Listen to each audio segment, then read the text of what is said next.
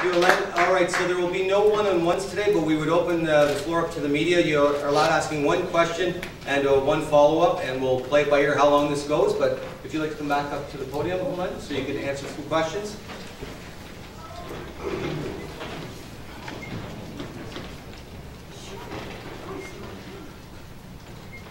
Bonjour Hélène, peut-être en français, savoir comment tu sens aujourd'hui, explique-nous. Ah, je me sens très bien. J'ai toute une nouvelle force dans mon système. Je suis excitée et contente d'être chez moi avec ma famille réunie. J'aimerais dire aussi que c'est pas juste moi qui ai passé tout ceci, c'est ma famille qui l'a passé aussi. Mes frères et sœurs sont aussi fortes que moi parce qu'ils ont été capables de survivre cette expérience comme moi. Alors, merci beaucoup, ça va très bien. Comment tu vas poursuivre ça? Qu'est-ce que tu vas faire par la suite au cours des prochains mois? Est-ce que tu vas poursuivre ta mission? Je dois continuer à faire la physio tous les jours et je vais prendre des médicaments à tous les jours comme une bonne greffée. Je vais aussi vivre ma vie comme je suis supposée, une fille de 21 ans. Je vais continuer à être pour la cause et je suis en train d'écrire un livre à propos de mon histoire. Merci. Helene, I wonder if you can talk about what it was like to become an international celebrity with Ellen, with Justin Bieber, with all the attention that you've received. Were you surprised by that? I mean, tell us a little bit about what that experience was like and how it's changed your life. It still hasn't hit me. I'll be honest, those things did happen, but they were never for me. They've always been for organ donation, and so I will always think it's great. Organ donation has not been brought away. I'm not Helene Cambell. I don't like to think of it that way. Are you going to go back on the show? Do you have any other plans to speak out? What are you going to do in terms of raising awareness from now on? I'm writing a book right now about my story, and also we're heading back to be on the Ellen Show and dance again. I'm not sure when, but it's going to happen. But definitely, it doesn't end here. It does not end here. Helene, can you talk about your relationship with the donor family and whether or not there are those ties? Like, it must have been very emotional. Can you talk about that, please? The trillion gift of life, the only way you come in contact with your donor family is through an anonymous letter. So there's been no connection with me and the donor family as of yet. So that's something I'm thankful for, but I'd like to keep personal and with anonymous. Would you like to meet them at all? It's something I'd like to do if they're comfortable. It's through trillion gift of life, so we have to wait and see.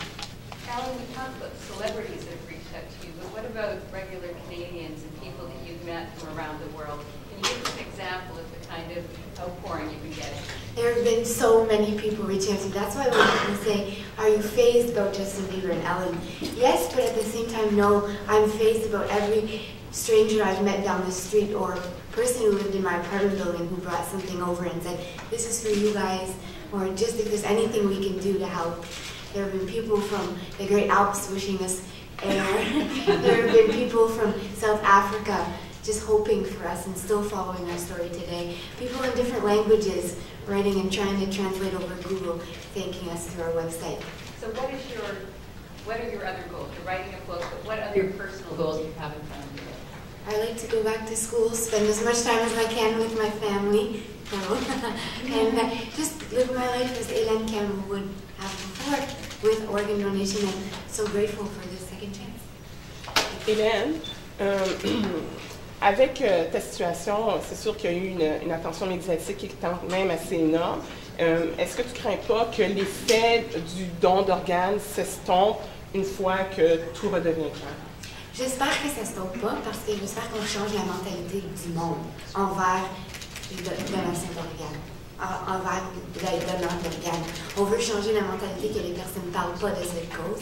On aimerait que le monde parle de cette cause. Ça, ils connaissent la cause, mais ça ne va pas être un gros problème.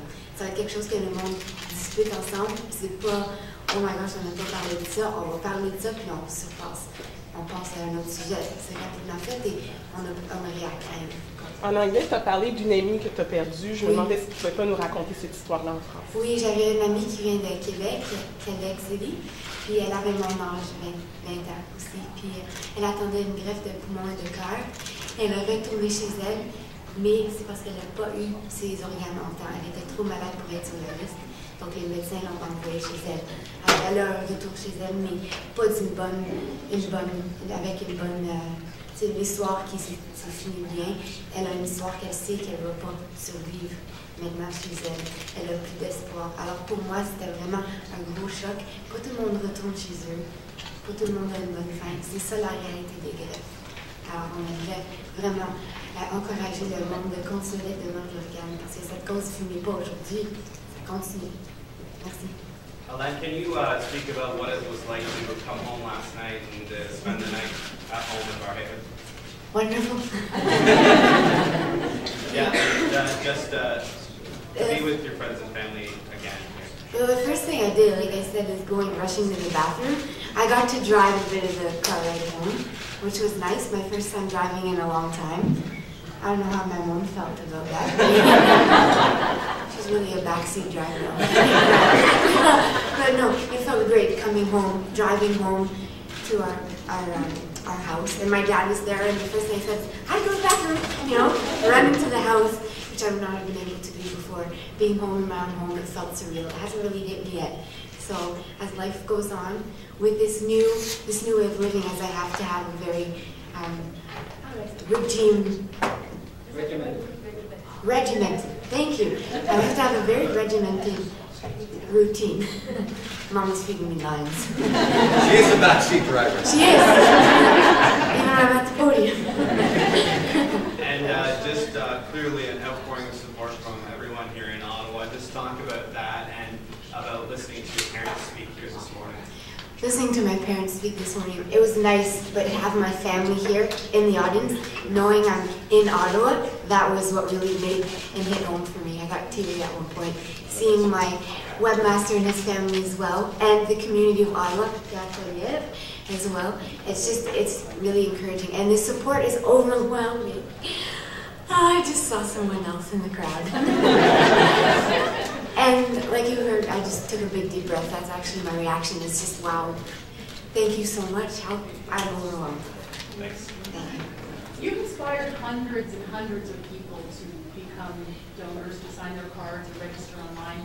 I'm wondering what you have to say to them. And also, you mentioned a friend that went home not able to get a transplant. But what message do you have for other people like yourself who are waiting and hoping? So can you address those who are donating and those who are waiting? Yes, those who are donating. It's just amazing that people can consider being so selfless and consider others in a time of grief when they've lost someone. And that's like the most, like the golden rule is do unto others as you have them do to you. Give as if you'd like to receive. So it's something that for everyone who's considering donating or not sure if they should or not donate, why not? If you would take an organ, why not give an organ? Or if your mother or brother or sister needed an organ, how would you feel? I'm sure you would not hesitate to want someone else to give their organ up. So consider, put yourself in that situation. And for those who are waiting, it is an experience, something that you'll never be able to pay for an experience like that. It's not that I wish it on anybody, but it is such a character-building experience. And the perspective on life changes through this experience, and it's something that every day, if you have faith, rely on your faith, or try and, like, the support network you have is so important because it really makes all the difference. For me, it was my faith and the support network we had. And can you just talk about your recovery? I mean, you seem 100% fine. Are you? What's next for you in terms of your recovery? Are you still in therapy? Like, how does it work now? Well, as part of medication, being active is part of something I have to continue in my lifestyle, and I have a very regimented routine, as my mom helped me out with earlier. So it's just, I have stuff I'll have to do for the rest of my life, being on immunosuppressants, as I have an organ that my body will try and reject.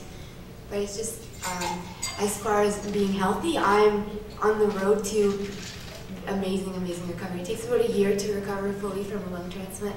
And so we'll wait for next year to come about, and then I'll say I'm fully good.